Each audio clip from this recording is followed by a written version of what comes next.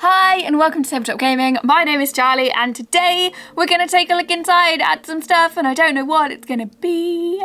Well, what it is we have some of these. These are Icons of the Realms Snowbound pre-painted plastic miniatures, but inside there are 4 collectible miniatures, but you don't know which ones you're going to get.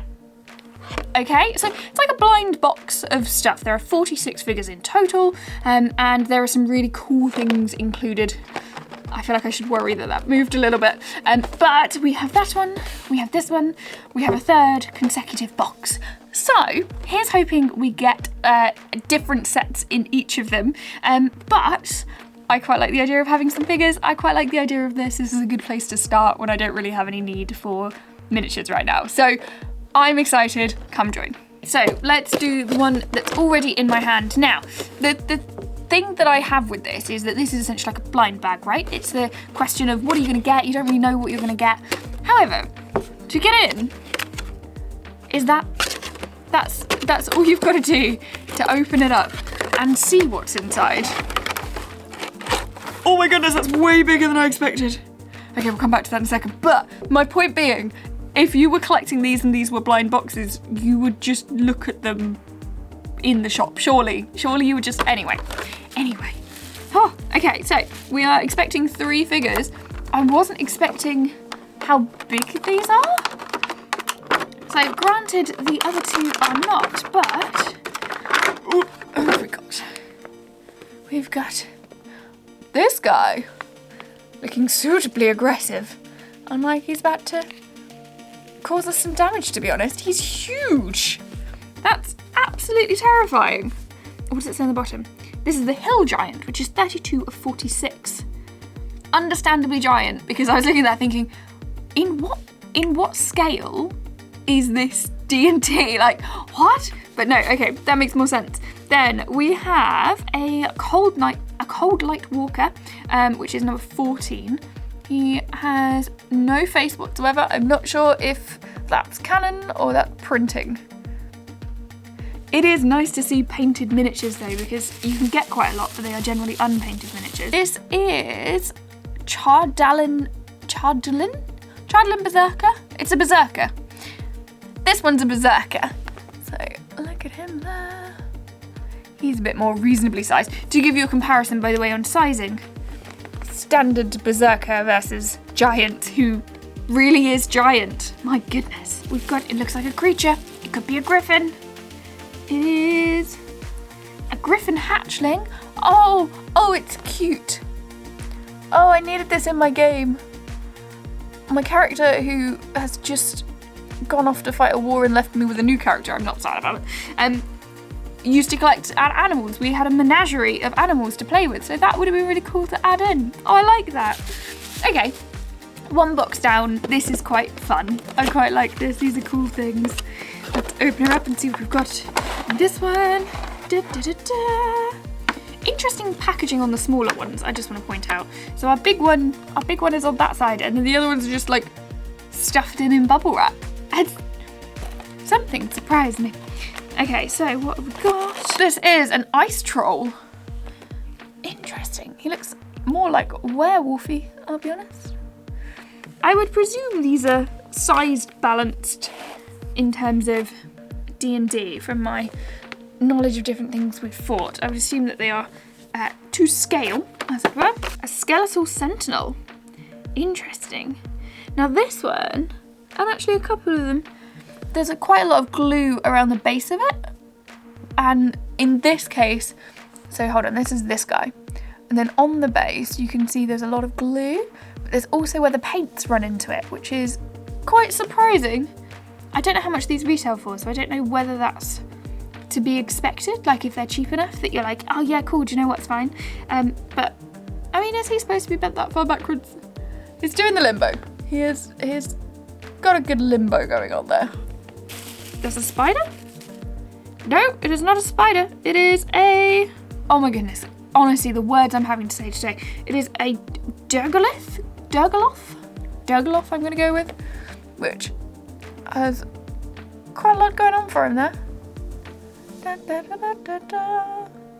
Okay, last one from this set. I'm thinking Lord Voldemort right now, but I'm hoping that's not what it's going to come out as because I think there's a licensing issue there. This is Hypnos Magen, who is very easily subbed in for Lord Voldemort, I would say. Slightly more pale, and you've got Lord Voldemort. Now, there are some marks in the painting there. I don't know if that's intentional. I don't know why it would be. Or maybe it is. I mean, not that it matters anyway, but just some strange markings in the way that it's been done. Because I do wonder how these are done, because getting painted miniatures is almost at the point of being unusual. And I don't have the motor skills to be able to actually paint my own miniatures, so it was always a case of if I got any, I'd probably end up on Fiverr being like, could somebody paint my miniatures for me, please? Oh, more different ones. I mean, for differences, this is going quite well. I don't think I've ever opened blind bags and not had a ton of duplicates, which will be famous last words when I open the other ones, I'm sure. But this is a snow golem. This is one of the ones that's actually on the outside of the box as an option. Okay, let's go. We've got 3 more. So to give them the proper name, this is a Quaggoth. I like him. He looks like he could be in a Marvel film, I'll be honest. Ah, this is the other mage. This is the one that's on the box. So we do have the one that's on the box. This is a Galvan Magen. So a little bit less like Voldemort, that one. But got those cool spell markers. And if we just do a comparison, we have chilled, not chilled. Like normal maximum defense mode. And the last one, place your bets on what's going to be in the last one. Oh, he looks cool. This is Cambion. Cambion? Cambion. With his wings and a staff. He looks great. So, overall, really, I'm impressed. They're cool enough to enjoy. There's plenty there to see. They do look pretty awesome. That giant looks utterly terrifying when in comparison to the other ones when you realise the sheer scale of what it is that you're fighting. But overall, I'm quite impressed. The question, I guess, is how much are these and then are they worth the price that they are? So one box of these, after a quick Google, is about £16. Sort of, I found prices between sort of £14 and £17, more leaning around the £16 mark, which I don't think is that bad. Granted, they are plastic figures, so you're not looking at anything that's sort of a bit too crazy in terms of stuff. It's only as robust as what it is, but ultimately the detailing is enough for what we want to use it for, as opposed to when we look at some of the miniature war games ones, for example, where realistic miniatures are really important in some cases. These don't line up to that. They're not the most realistic looking things you've ever seen. They're not the most detailed things you've ever seen. But considering you get one decent sized model in each one and then 3 smaller models, whereas I'd be sort of like £10, £15 for the larger model and then 5 for the smaller ones, I think that's well worth it. Now granted, in theory, if they're not happy with you opening up the boxes, you don't know what you'll get, and that's true. You can't guarantee what you'll get from here at all, but if you're just sort of looking to build a collection so you've got something ready for the next game that you play, this is a good option. I would certainly pick these up if I were playing through Icewind Dale, because I'd know that these will come into play at some point if we're playing a physical game, or I will find a way to put them in at some point because they're too cool not to.